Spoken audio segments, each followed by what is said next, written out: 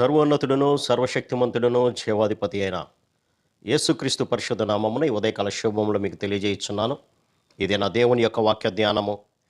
నా అంగలార్పును నాట్యముగా మార్చి ఉన్నావు.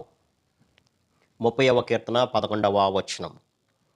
అవును ప్రియులారా, ఎవరైతే వారి యొక్క స్థితిని బట్టి ప్రభు సన్నిధిలో అంగలారుస్తూ ఉంటారో ఆ యొక్క అంగలార్పును నాట్యంగా మార్చేటువంటి దేవుడు.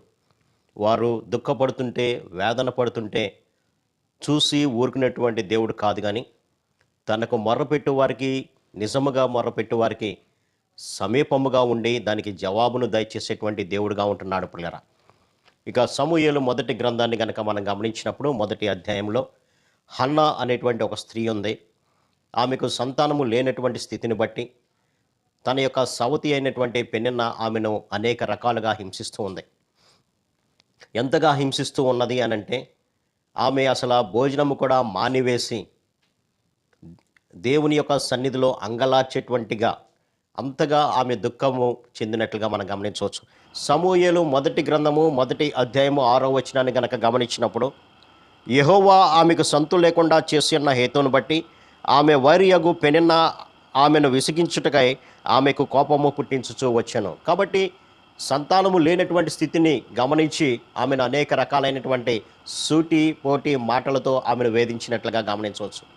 ఆ వేధింపును బట్టి ఆమె చేసినటువంటి పని ఏంటంటే 10వ వచనము, ఆమె బహు దుఃఖాక్రాంతులై వచ్చి యెహోవా సన్నిధిని ప్రార్థన చేయుచు బహుగా ఏడ్చుచు, సైన్యములకు అధిపతి యెహోవా, నీ సేవకురాలైన నాకు కలిగి ఉన్న శ్రమను చూచి నీ సేవకురాలైన నన్ను మరొక జ్ఞాపకం చేసుకొని నీ సేవకురాలైన నాకు మగపిల్లను దయచేసిన ఎడల నేను నీకు అప్పగింతునని మొక్కుబడి చేసుకొనేను.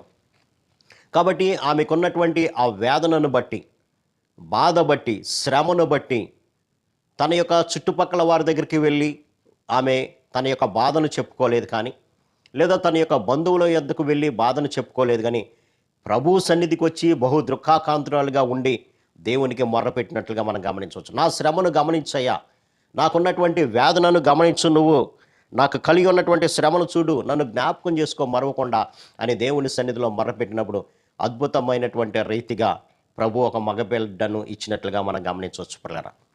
ఆ ముందు జరిగినటువంటి విషయం ఏంటంటే, అక్కడ ఉన్నటువంటి యాజకుడైనటువంటి ఏలి ఆమె మత్తుగా ఉన్నది అని భ్రమపడి, ఎంతవరకు నీవు మత్తురాలయ్యుందువు అన్నప్పుడు 15వ వచనంలో హన్నా, అది కాదు, నా ఏలినవాడా, నేను మనోదుఖము గలదాన్నై ఉన్నాను. నేను ద్రాక్షారసమునైనను మద్యమునైనను పానము చేయలేదు, కానీ నా ఆత్మను యెహోవా సన్నిధిని కుమ్మరించుచున్నాను. నాకున్నటువంటి శ్రమను బట్టి, నాకున్నటువంటి మనోదుఖాన్ని బట్టి నా బాధంతా కూడా ప్రభు సన్నిధిలో నేను కుమ్మరించుచున్నాను. నేను నీ సేవకురాలైనటువంటి నన్ను పనికి మాలిన దానిలాగా నీవు ఎంచవద్దు అని అన్నప్పుడు అతడు చెప్పినటువంటి మాట, ఏలి, నీవు క్షేమముగా వెళ్ళుము, ఇశ్రాయేలు దేవునితో నీవు చేసుకున్నటువంటి మనవిని ఆయన దయచేయునిగాక అని ఎప్పుడైతే ఆ మాట పలికాడు దైవ సేవకుడు, ఆనాటి నుంచి ఆమె దుఃఖముఖిగా ఉండటం మానివేసినట్లుగా మనం గమనించవచ్చు. కాబట్టి నీవు క్షేమముగా వెళ్ళుము, ఇశ్రాయేలు దేవునితో నీవు చేసుకున్న మనవిని ఆయన నీకు దయచేయునిగాక అని చెప్పగా ఆమె అతనితో, నీ సేవకురాలైన నేను నీ దృష్టికి కృపనందుదును గాక అనేను. తరువాత ఆ స్త్రీ తన దారిని వెళ్ళిపోయి భోజనము చేయుచు నాట నుండి దుఃఖముఖిగా ఉండటం మానెను. కాబట్టి దైవ సేవకుల యొక్క మాటలను బట్టి ఆమె ఎంతో ఓదార్పునుంది, తన దుఃఖాన్ని మాన్చుకొని వెళ్ళి భోజనం చేసినట్లుగా మనం గమనించవచ్చు. ఆ తర్వాత ఒక గొప్ప ప్రవక్త అయినటువంటి సమూయేలుని ప్రభు హన్నాకు దయచేసినట్లుగా మనం గమనించవచ్చు.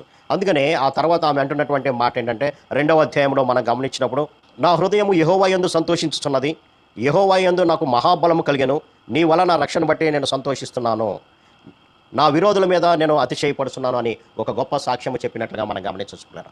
కాబట్టి ప్రభు మనతో మాట్లాడుతున్నటువంటి మాట, నా అంగలార్పును నాట్యముగా నీవు మార్చున్నావు. ఎంతో దుఃఖము, ఎంతో బాధ, కానీ ఆ బాధనంతా కూడా తీసివేసి సంతోషమైనటువంటి హృదయంతో ఆమెను నింపినట్లుగా మనం గమనించవచ్చు.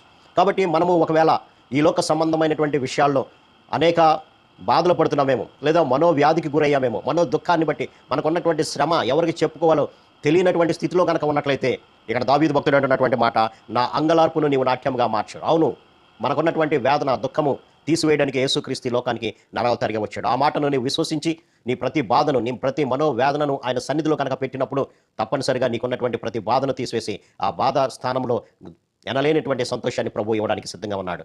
అట్టి కృపా పరిశుద్ధాత్మ దేవుడు మనందరికి దయచేయను గాక. ఆమేన్. ప్రార్థన. సర్వశక్తుడా, ప్రేమ గల మా తండ్రి, ఇదిగోనైనా మీరు ఇచ్చినటువంటి కొద్ది మాటలను బట్టి మీకు వందనాలు తండ్రి.